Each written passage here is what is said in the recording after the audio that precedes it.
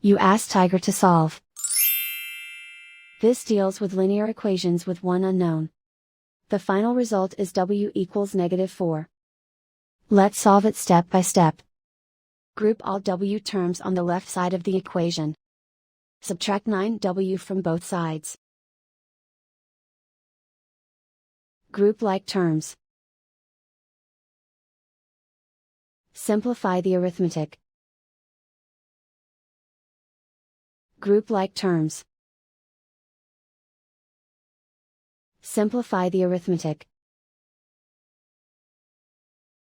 Group all constants on the right side of the equation. Subtract 2 from both sides. Simplify the arithmetic.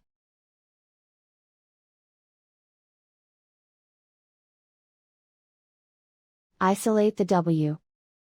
Divide both sides by -3. Cancel out the negatives. Simplify the fraction. Move the negative sign from the denominator to the numerator. Find the greatest common factor of the numerator and denominator. Factor out and cancel the greatest common factor.